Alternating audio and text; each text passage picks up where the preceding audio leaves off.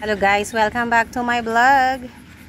Ayan, nagkalat na naman ang baboy ramo dito kasi katatapos lang ang naulan. Ayan na si Dumpling. Ayan guys, eto siya, naghahanap siya ng makain. Ang mahiwagang baboy ay naghahanap ng makain dito. Ayan guys.